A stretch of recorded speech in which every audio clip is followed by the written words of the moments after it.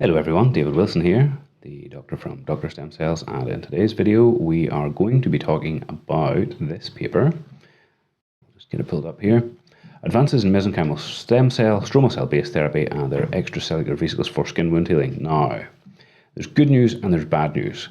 The good news is this paper exists and we can see the abstract. The bad news is it is not an open access paper, so we only have the abstract to go on here, as we wouldn't want to be doing anything illegal by downloading this paper or getting it from any other place.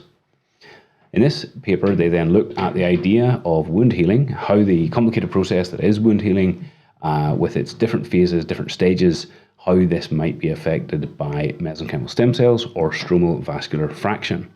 For those of you who are familiar with my channel or with the work I do, mesenchymal stem cells are now one of the bases of regenerative medicine.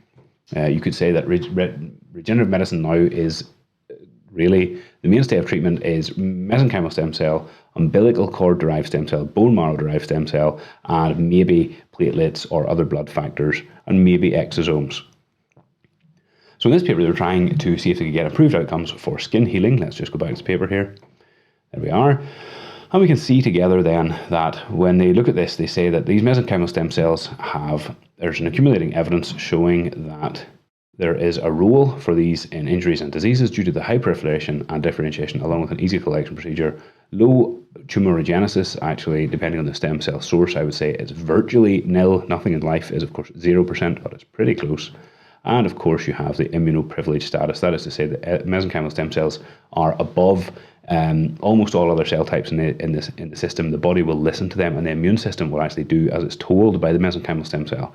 This is also something they're trying to hijack, but that is a topic for another video. Mesenchymal stem cells then have accelerated wound repair in all phases through their advantageous properties, such as accelerating wound closure. They improve the skin growing over, the re-epithelialization. That is where the top layer of skin gets close and knits. They improve the amount of blood supplied and circulated, and the actually growth of new blood vessels, that's angiogenesis. They help reduce inflammation, and they modulate the extracellular matrix, that is the binding connective tissue, the bit that holds us all together. If you can model it in a good way, you'll have a softer, more flexible tissue afterwards. If it's hard and tough, it's going to be less functional afterwards. So they've said then, in addition, there are therapeutic impacts of mesenchymal stem cells associated with how they can affect other cells, the paracrine function, and how these can include extracellular vesicles. And of course, exosomes would be the name we use for extracellular vesicles as a treatment modality. And we can see then that they're saying this also offers a lot of promise. So what's their summary? Their summary is that these have emerged as promising alternative to stem cell based therapies because they don't cause any immune problems. They're easy to manage. I would go as far as to say also because they actually are something you can make and sell as a drug. I think that is part of the reason why maybe they're more popular, because there seems to be a very big push to make everything about drugs and about sales and selling. I think we can thank the American market for that. But anyway, regardless of that, these treatments seem to be improving. And in this review, they've highlighted recent studies that show the therapeutic potential of the stem cells for skin damage and wounds. Now, if we go down here, we can see different articles. We can see what this has been cited in, and we can even see the references they use. So what we can do here then is we can cheat a little bit.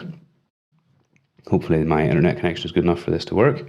If this works, we'll be able to see what they can see and who they have used to talk about this, and we'll be able to build a picture for ourselves of the what they're actually suggesting in this article. Well, there you go. That didn't work. This paper then would be a good idea that at the moment, this is where we're currently trying to break into in terms of the research. When you see papers like this, which talk about the advances that we've seen, and they talk about the theory behind and how things are working, you can tell this is an area where we're trying to break through into something new, but this is not a clinical trial, nor is it a summary of clinical trials. That means that this paper offers limited insight into what shall happen, but it certainly offers good insight into the theoretical of what ought to happen or what we suspect will happen.